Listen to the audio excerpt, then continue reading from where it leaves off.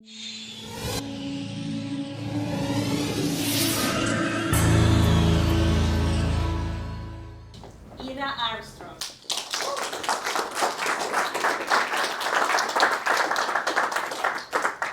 Hello, everyone. Has the pressure of perfection ever stopped you from making bold decisions or moving forward? It did for me. And on my journey as a leader, I've recognized that effective and efficient leadership is all rooted in our personal traits. Not only from our personal traits, but also from our personal experiences. So today I will be talking a little bit about my own story on becoming a leader. And I grew up in the Soviet Union, where the pressure of perfection and relentless focus on achievement were not just encouraged, they were a demand. It doesn't matter if in sport, in school, or even in society, you had to fit rigid standards to succeed. And that was the cornerstone that actually really created my personal traits, who I am. On one side, I learned very important skills, determination, or being self-motivated, or even to have really strong discipline. But on the other hand, the environments that I grew in did not really prepare us for the uncertainty. And my career, as it was planned, started as a law student. But the life took me on a very different course. The world was my new home. The expat life was my next step. And 7 international moves in 20 years. And interestingly enough, with every move, I had to make it work not only for me, but I also had to make it work for my family. And there are some really interesting experiences that actually shaped me, who I am, and contributed additionally to the personal traits that I had that formed my foundation in early years.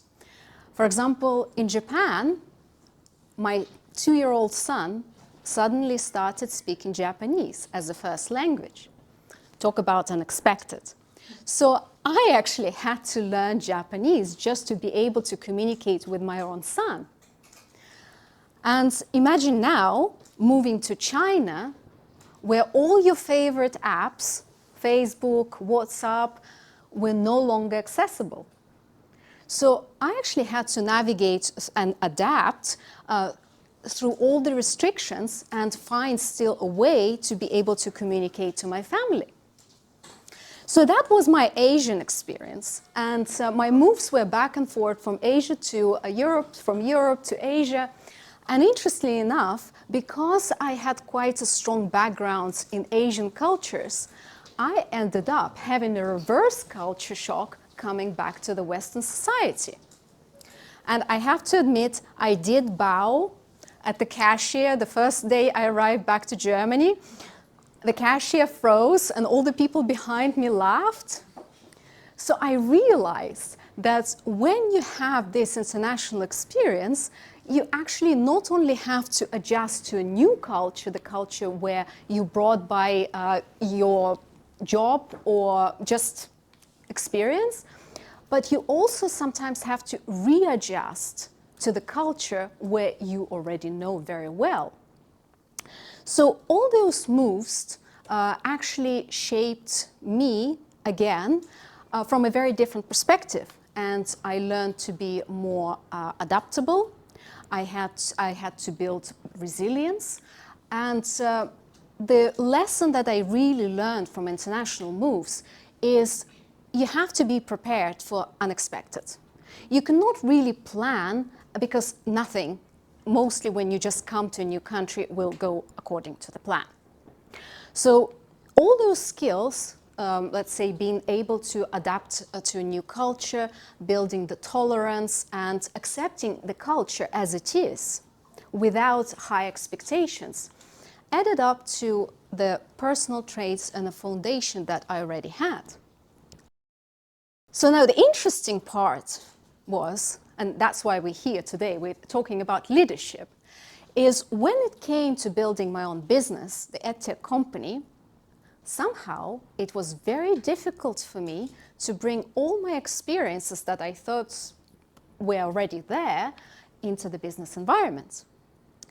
And I found myself still reverting to the same pattern of trying to be perfect, and was focused more on the operational excellence rather than to have the strategic vision and really empower the team and be more adaptable myself. So it was becoming more and more difficult in leading a team, and I've noticed that the team members at some point lost motivation, the innovation was dropping. So something was happening that actually was influenced by me as a leader. And there were two really interesting examples that showed me, let's say, opened up my eyes and let me see things from a very different perspective. Back in 2017, my colleague and I were at the Frankfurt Book Fair. And at that time, we were talking about bringing innovative technology, augmented reality into the publishing industry. And we walked around quite a lot of stands and talked to publishing houses. And they were very interested in innovation and thinking, wow, that's a fantastic idea. Yes, this is the current trend, is going to be the future. But there was one publishing house I would never forget. The guys really listened to us for the 10 minutes that we were giving a pitch. And then they said a phrase that we published our books for over 100 years this way. We're publishing our books this way. And we will continue publishing books this way.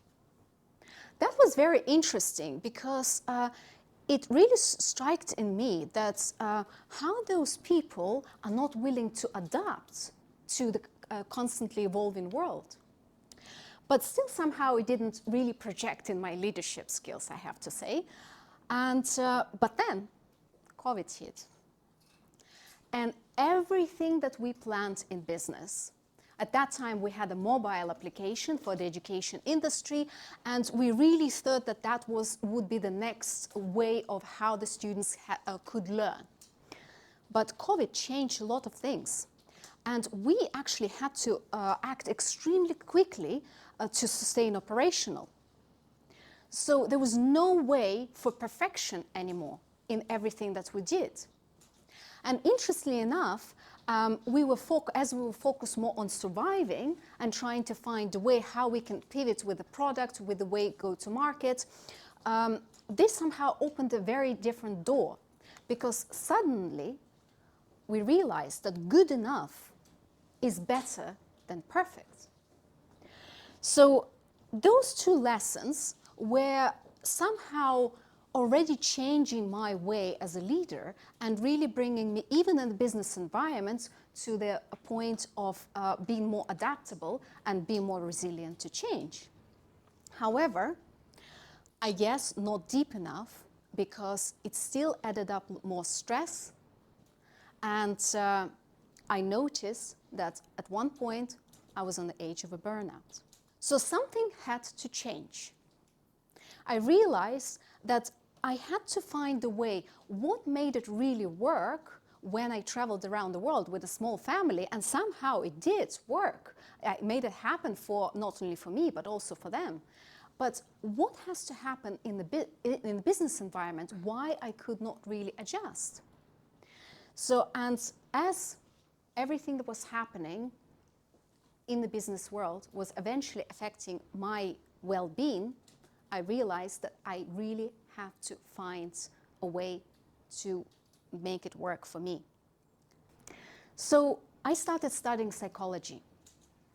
And I found this fantastic quote that I was thinking on it for quite some time, that the tree is strong as its roots.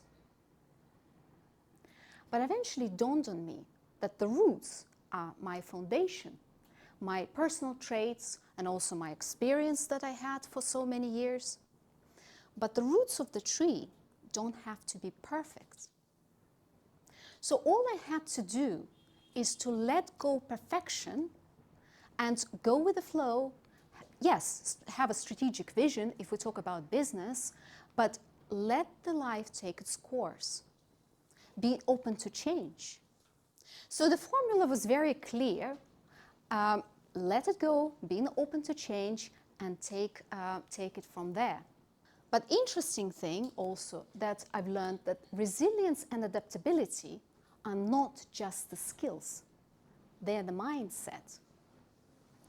And the mindset is the cornerstone of how you lead people, how you empower people to do things in the constantly changing environment. So also, on the other hand, if we talk about mindset, you also had to find a way to come to a balanced mindset that it does not affect your leadership, or does not affect your well-being, or does not affect the team. So my learnings were that leadership is all about three simple things. It's the adaptability, it's the resilience to change, and it's also a balanced mindset. Because you cannot direct the winds, but you can adjust the sails. Thank you.